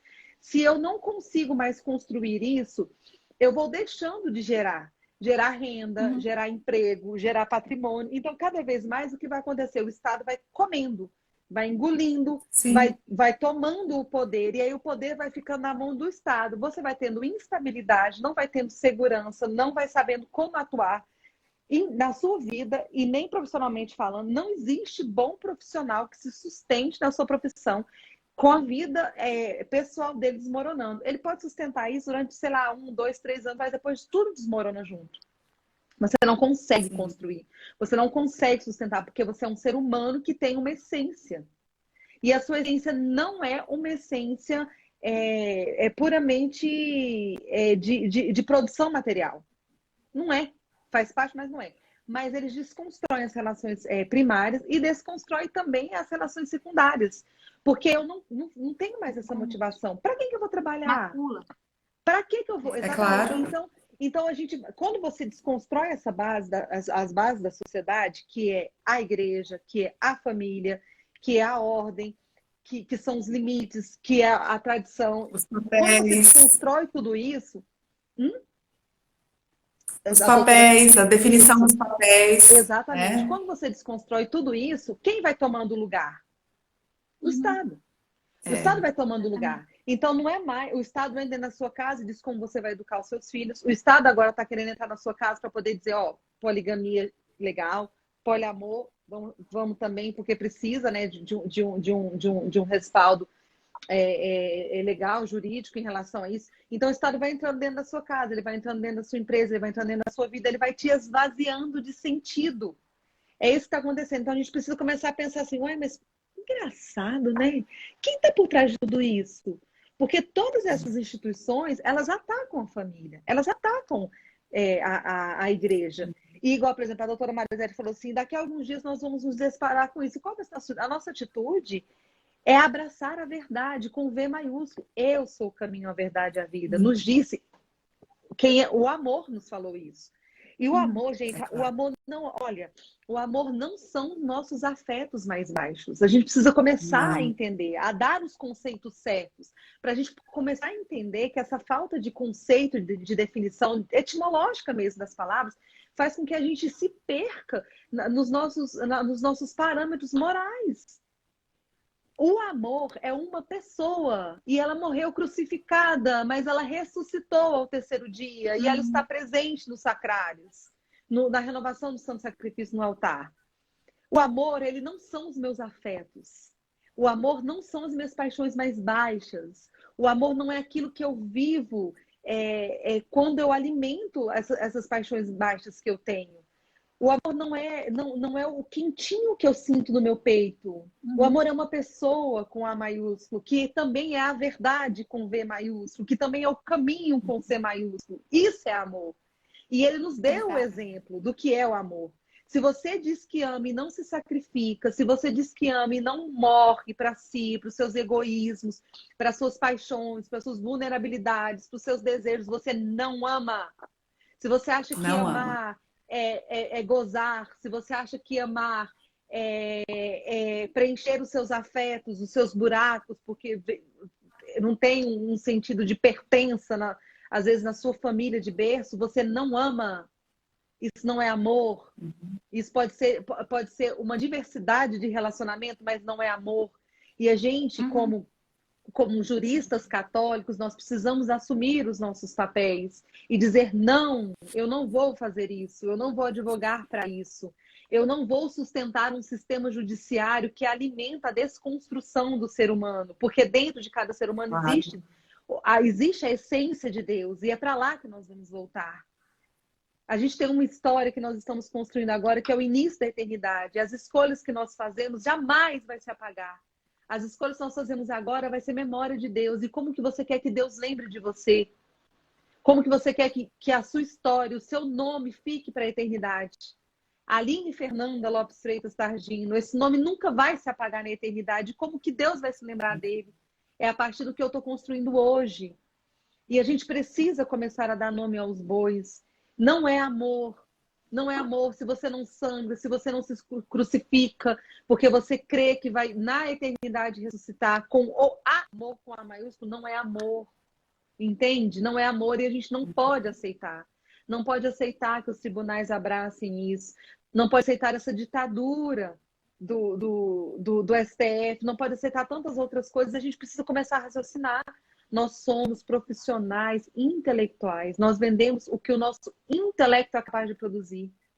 E o que o nosso intelecto tem produzido? O que o nosso intelecto tem abraçado? Para onde o nosso intelecto tem nos levado? São essas perguntas que precisam ficar para nós. Elas precisam nos incomodar. Elas precisam tirar o nosso sono. Elas precisam tirar a nossa cabeça do travesseiro. Fazer com que a gente, no meio da madrugada, vá beber um copo d'água e pense sobre isso. Se isso não gerar em nós essas consequências, nós estamos errados. Nós estamos errados. A paz é fruto da guerra, não é fruto da omissão. Por isso nós estamos aqui. Então fica para nós esse alerta. Quem está sustentando tudo isso? Que destrói a família, que destrói a igreja, que destrói os papéis, que destrói os limites que o ser humano precisa ter. Precisa ter um limite, ele precisa ter uma forma, para que ele tenha uma segurança e ele saiba agir no mundo e saiba gerar frutos, porque tudo que nós fazemos reverbera e não se apaga. Sabe o que é a única coisa no mundo, da eternidade, que se apaga? Nada do que a gente faz se apaga. Nada. Vira memória de Deus. Você sabe a única coisa que não se apaga na eternidade, que se apaga, é quando nós confessamos os nossos pecados a um sacerdote. Tudo aquilo que desligares na terra será desligado no céu. E os pecados que perdoados em meu nome vos serão perdoados. Sabe aquela cena quando Jesus ele recebe a cruz, que Cristo beija a cruz? Ele está beijando o meu pecado, o seu pecado. E a partir do momento que a gente vai lá num confessionário e confessa para um sacerdote o nosso pecado, naquele momento, na eternidade, o Cristo beija o nosso pecado, beija com paixão o nosso pecado. E Deus, por amor, isso é amor, por amor, resolve esquecer-se deles. Entende o que eu te falo? É só isso. O restante fica. Então, o que a gente está construindo? Começa agora a nossa construção. Então, é isso que fica para nós, né? esse pensamento, esse questionamento, a nossa postura como juristas católicos, a nossa postura de saber quem é a verdade, quem é o amor, sabe? E ter um posicionamento em relação a isso e começar a desvendar. Não tem nada a ver com as uniões homoafetivas, essa questão de poliamor, não tem nada a ver. É uma desconstrução do ser humano. A ideologia de gênero veio para te desconstruir. Você precisa de ter um limite para ter uma segurança para agir no mundo. E a gente precisa disso. A gente precisa desse posicionamento. Isso tem que nos incomodar. Se não está te incomodando, você está errado. No mínimo, você está adormecido. Alguma coisa está errada. Aline e Gabriela, para a gente entender o que nós estamos vivendo agora, a gente precisa voltar um pouquinho na história. A gente vai voltar uns 70 anos, mais ou menos. Quando se falava em revolução, se falava em revolução armada. Então, nós tivemos revolução armada na Rússia, implantou o comunismo, fez aquele grande bloco comunista. Tivemos revolução armada aqui na América Latina e Caribe. E nós tivemos Cuba, que foi bem sucedida a implantação de uma revolução, e lá ficou. Na década de 50, um pouco antes dessa revolução que aconteceu em Cuba, tem um autor... gente, são aqueles vagabundos da história. Eu vou falar isso porque não tem palavra melhor para designar o que esse camarada fez. O Antônio Gramsci, que era um discípulo bem tardio do Marx, do marxismo, ele entendeu que nem o comunismo dava certo e nem o marxismo, porque era uma revolução de armas. E se você quer fazer uma revolução, você tem que trabalhar 3 frentes. Você trabalha a religião, você trabalha a educação e você trabalha... O que mais? A cultura. A cultura. Então vamos voltar um pouquinho.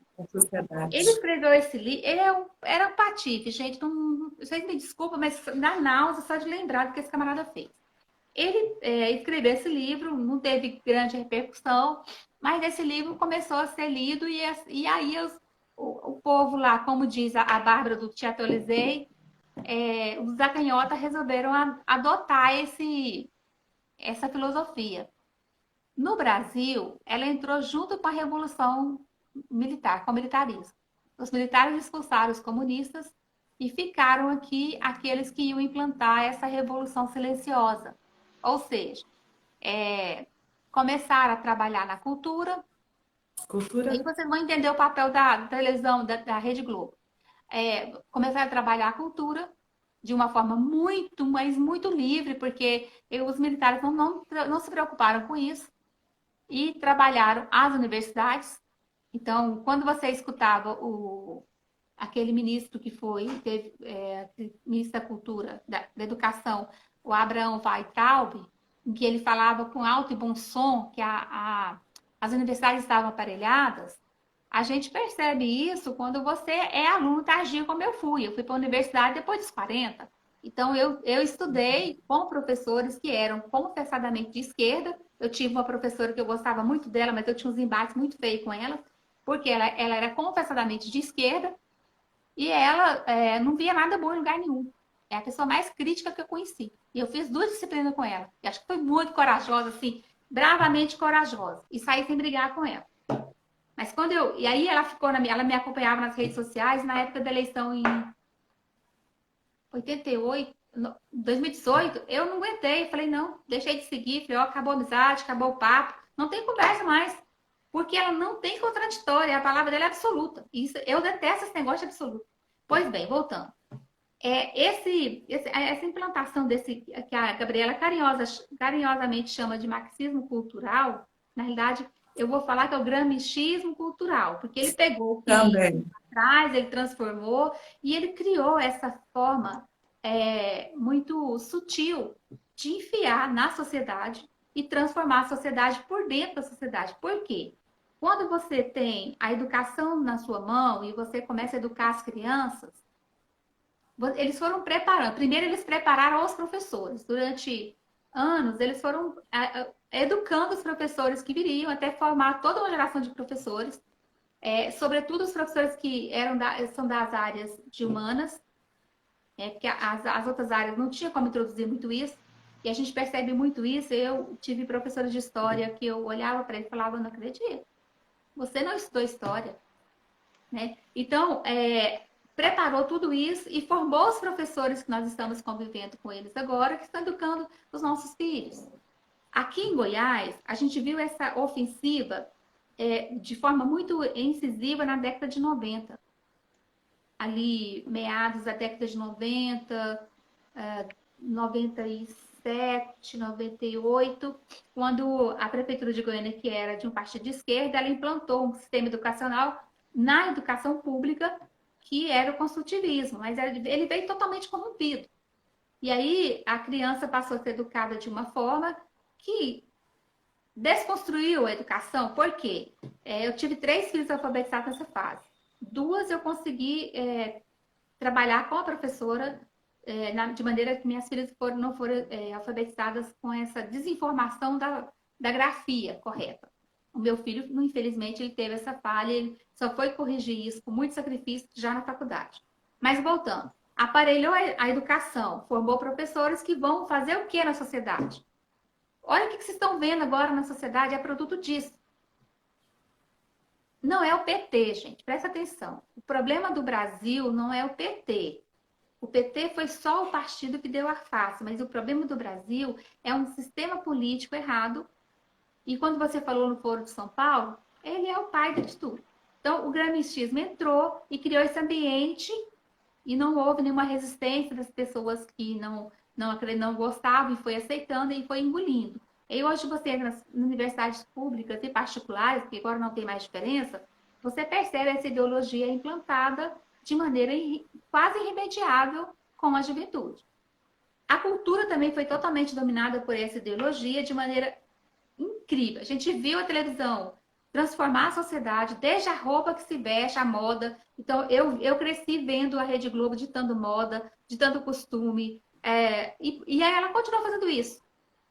E ela mudou a sociedade. Então, enquanto a sociedade se quedava e concordava, não tinha nenhum tipo de resistência. Quando apareceram os primeiros para reclamar, olha no que virou o Brasil agora. Uma guerra civil sem armas, né? As armas são as palavras. E foi mais rápido isso com a internet. Antes do advento da internet, as informações elas não chegavam muito rápido. A gente tinha rádio, tinha televisão, ainda tinha controle ainda da programação, a gente tinha um certo limite do que se passava na TV aberta. Aí veio a televisão e democratizou o quê? A desinformação. E aí, e outra coisa pior, que agora vai tocar na gente, nós católicos sofremos muito com isso.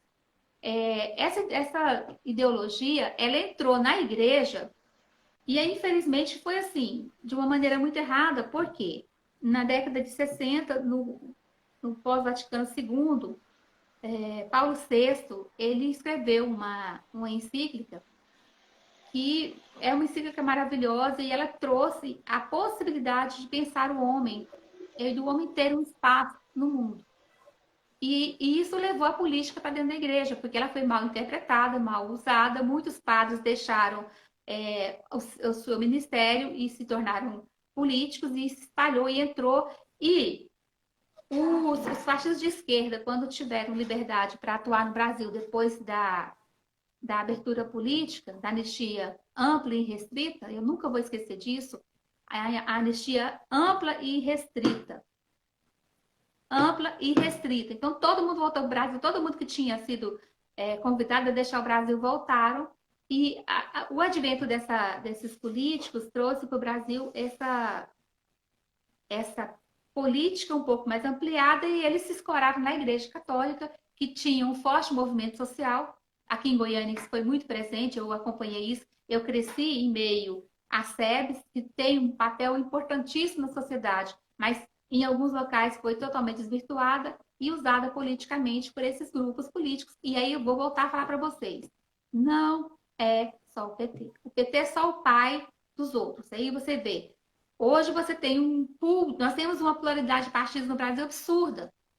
Esses partidos políticos hoje comandam as ações no judiciário para transformar a sociedade. Então, a gente tem hoje Sim. 2 partidos minúsculos, com mínima expressão dentro do Congresso Nacional, que ditam a maioria das ações que ofendem gravemente a sociedade e a família, que é o PSOL e a Rede. 2 partidos nanicos que estão empurrando goela abaixo uma mudança social que a gente não quer. Então, veja, você falou, Aline, na sua fala, dos que não estão nem aí, dos que não estão querendo participar. A gente chama de isento. Os isentões, que são aquelas pessoas que não estão preocupadas, não querem se misturar com isso, não querem sujar as suas mãos, não querem se expor. O que acontece com essas pessoas? Elas vão deixar que outros decidam por elas. Então, hoje, nesse momento, nós católicos, e eu vou falar para os católicos, porque para as outras igrejas eu não tenho autoridade para falar. Mas com você que é católico, eu tenho direito e tenho autoridade para falar. Se você não reagir, essa situação que nós tratamos aqui hoje, que é o poliamor, que para mim é a pior expressão que existe, é o poliamor, nós vamos ficar reféns deles. A nossa sociedade ela vai deixar de existir, porque nós não estamos reagindo. Então, quando você vê países que fecham e que voltaram totalmente a reconstruir a sociedade de uma forma correta, a sociedade que é a sociedade natural, eles começaram a crescer. Então, se o Brasil não começar a acordar e a gente não começar a lutar contra, eu cito muito os padres da linha social da igreja com os pais. Também eu convivo, eu amo muito eles, eu rezo muito por eles, mas eu não concordo com as pregações deles de jeito nenhum usar o púlpito para poder falar dessa maneira desconstruída. Eu sei que tem gente que ama o padre Lancelotti, eu não amo. Eu rezo por ele porque ele é sacerdote, mas eu não comungo com nada que ele faz. Nem a caridade que ele faz eu acho que está certo, do jeito que ele faz. Porque ele não leva as pessoas a encontrar Deus, Aline. Você acabou de falar. E o amor verdadeiro está em Deus e a gente precisa ter... Agora vamos voltar, né? A gente falou tanto desses amores desencontrados, a gente vai encerrar com essa bela fala da Aline sobre o amor, com a bela fala da Gabriela no início, falando sobre essa família natural, dizendo o seguinte: a base da sociedade é o amor correto, curado. Não é um amor egoísta, não é um amor hedonista, não é um amor que se usa o outro. O amor não é para ser usado. O objeto do nosso amor não vai ser usado. Então, a gente precisa começar a olhar, e um amor curado, né? Tem um psicólogo católico, Dr. Cláudio, que ele fala muito desse amor curado. E tem um menino que acho que vocês conhecem ele, o Fernando Bacelar. Ele tem um projeto de vida muito interessante, porque ele prega o amor, ele diz que as pessoas não precisam de amor, elas precisam amar. Então tá, eu vou pegar a fala do Fernando da seguinte forma: a sociedade precisa acordar para o amor verdadeiro. O amor do respeito, o amor que constrói, o amor que cuida. Né? Como é que eu falo que eu amo alguém e aí eu traio essa pessoa, porque para eles não é traição, mas está tudo bem? Não dá para imaginar uma relação dessa como uma coisa boa e saudável. Eles não vão construir nada na sociedade. E você, católico, tem obrigação de, no mínimo, rezar e reagir. Sair do seu comodismo, tirar o traseiro da cadeira e olhar em volta. Põe a cara na janela e olha para o mundo. O que você está deixando para o seu filho? Que mundo nós vamos deixar para os nossos netos? Que sociedade nós estamos construindo com o nosso silêncio? Então, eu vou encerrar minha fala aqui, porque eu acho que eu tô assim, eu já estou tão emocionada, gente, que eu estou para chorar. Mas, enfim, muito obrigada, doutora Aline. A sua contribuição foi muito boa.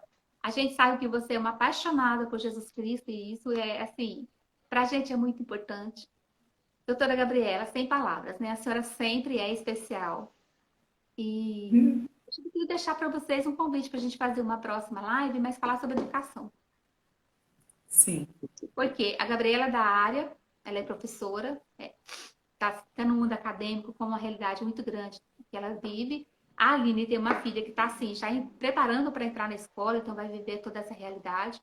E a gente poderia discutir um pouquinho sobre a educação.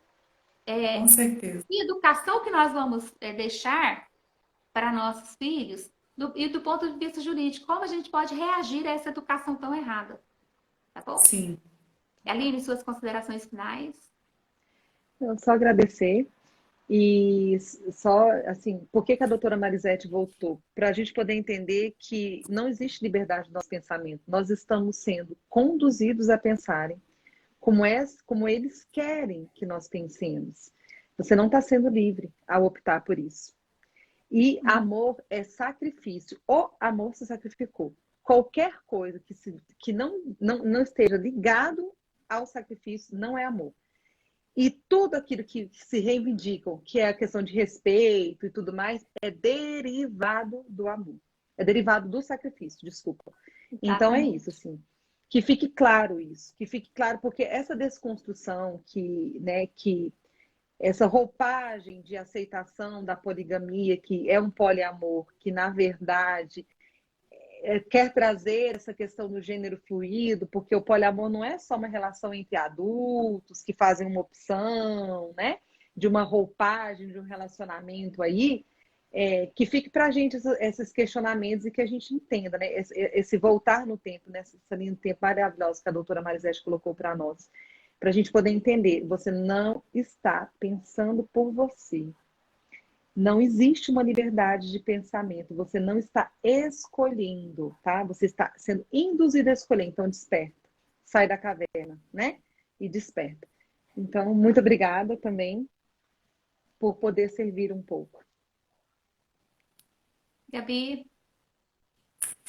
Também quero agradecer a oportunidade, né? O debate, essas discussões sobre esses temas são muito relevantes, porque nós temos que manter o nosso posicionamento, né? Garantir os nossos valores, conservar os nossos valores cristãos, de família, né?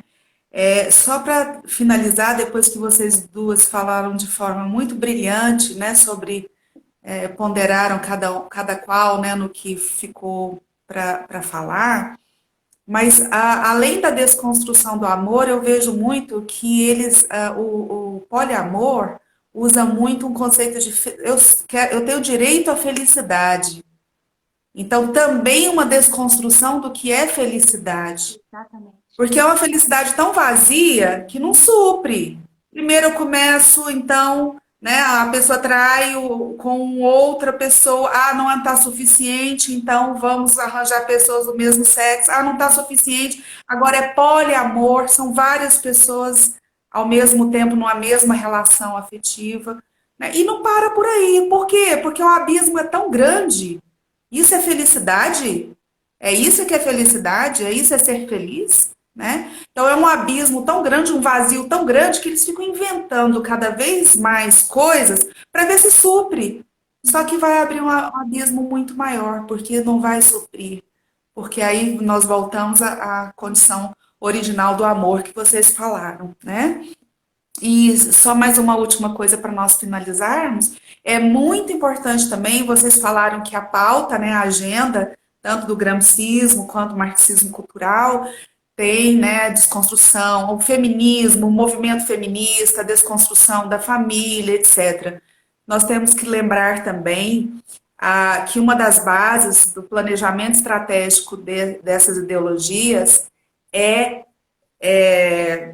dissociar a sociedade, ou seja, formar pequenos grupos de minorias para dar uma falsa sensação de que eles estão sendo amparados, seja uma minoria racial, seja mesmo um movimento feminista, seja mesmo um movimento de gênero. Então, dá aquela falsa sensação, nossa, então nós todos juntos estamos lutando pela mesma coisa. Só que aí é pior, né? Porque aumenta o preconceito, porque as pessoas pensam assim, não, então eles realmente não tem nada, está muito diferente do que o que nós costumamos saber, né? Então nós vamos ter que dar um amparo para aquilo ali. É uma falsa sensação. O ideal é que o princípio da dignidade da pessoa humana seja aplicado a todos os seres humanos, independente de raça, de gênero, de opção profissional, do que ele desempenha na sociedade, né? Então, todos terem essa dignidade da pessoa humana, independentemente daquela opção que ele fez. nos países mais evoluídos, nórdicos, Noruega, Dinamarca, Suécia, ninguém fica lá lutando e brigando, não, porque já está natural. O princípio da dignidade da pessoa humana, ele é amparado a todos os cidadãos, né? Então, isso é muito importante nós observarmos também, que dá essa falsa sensação. Vamos fazer pequenos grupos, e isso é a meta, né, dessas ideologias, para dar a impressão de que eles estão sendo amparados, mas, na verdade, não estão, né? E obrigada. Foi muito bom estar com vocês duas, aprendi muito. A gente aprende juntas. Ô, Gabriela, para Aprendi. encerrar, isso que você falou de dividir em pequenos grupos é aquela máxima daquele livro maravilhoso que todo mundo precisa ler, A Arte na Guerra. Da guerra. Dividir para conquistar. Então, uma sociedade Isso. fragmentada é a mesma coisa de uma família. Uma família fragmentada, uma família que vive em conflito, é fácil de dominar. Fácil. Vulnerável, né? Muito. Está vulnerável. E aí, vamos voltar só para não deixar passar em branco. Uma casa de conflitos é fácil para a aventureira vir, passar a mão no seu marido e levar embora. Ou dividir com você. Com certeza. Pensa nisso. Vocês também, homens, pensem nisso. Né? Bom, muito obrigada. Gente, a gente teve tanta participação, cheio de recadinhos aqui. Eu fui lendo os recadinhos aqui. Mas não tem como eu agradecer todos os recadinhos carinhosos, né? Deixa o socorro aqui para minha memória, que às vezes falha, até assim, recados muito carinhosos. A gente vai ver. Para quem não conseguiu assistir toda a live, ela vai ficar gravada vai ficar fixada na página, aqui na página da Uniju, que vocês podem acessar depois. Uhum. Muito obrigada pelo incentivo. A gente recebeu tantos elogios, foram tão maravilhosos, tão lindos, tão perfeitos. E eu queria muito agradecer. Eu sei que entrou uma menina de São Paulo, que é uma amiga minha, um doce de pessoa que eu conheci. E, gente, eu fiz uma amizade no Twitter. Pode um negócio desse? Um doce de menina. Ótimo. Ela falou comigo um pouquinho antes Não, ela é uma menina religiosa. Ela me apresentou uma pessoa lá que faz terços. Então, eu fiquei muito feliz. Acabei fazendo 2 amigas lá. Enfim, muito obrigada. As pessoas que conseguiram entrar agora. Obrigada a você que está vendo fora do horário, está vendo gravada também. É uma alegria saber que você está nos assistindo. E gente, nós esquecemos de fazer um agradecimento especial ao Emanuel, nosso presidente. Emanuel, meu querido Viking Ruivo, muito obrigada porque você nos convidou, você nos deu esse espaço, você emprestou a casa para gente e a gente deixou passar. Mas olha, sabe o que acontece? Quando reúne 3 mulheres, que nem a gente, o negócio vai mesmo. Então, desculpa, chefe, mas um beijo para você, muito obrigada. Obrigada mesmo, assim, a Unijuca de um modo muito especial, porque é a nossa casa, mas é a casa emprestada para a gente hoje. A gente espera ter cumprido a missão que nos foi dada, que foi fazer de uma maneira um pouco mais brincalhona, menos séria, a gente falar um pouco sobre esse tema, que é um tema extremamente difícil de tratar. Eu não achei jeito fácil, por isso que eu me aliei a vocês duas, porque eu me senti mais confortável. Mas, enfim, muito obrigada a vocês que nos acompanharam, que tiveram a coragem de nos acompanhar. Muito obrigada, Aline. Muito obrigada, Gabriela. Obrigada, meu querido Emanuel. Muito obrigada. Eu não esqueci de você. Obrigada, Emanuel. Obrigada, Emanuel. Eu não sei se o Emanuel vai deixar essa live gravada, não, depois do Viking Ruivo.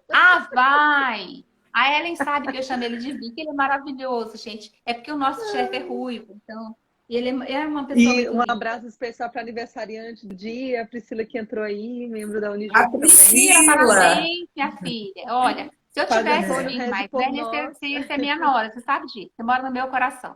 Gente, Deus abençoe vocês. Aline, eu vou deixar Obrigada, presente a de casa todos. de você encerrar pra gente, porque hoje você tá com a chave da casa. Então, beijo pra vocês, muito obrigada. Beijo com Deus. Tchau. Obrigada a todos pela presença. Obrigada. Um abraço, doutora Gabriela. Um abraço, Marisete, com Deus. Um abraço, Tchau, obrigada. tchau.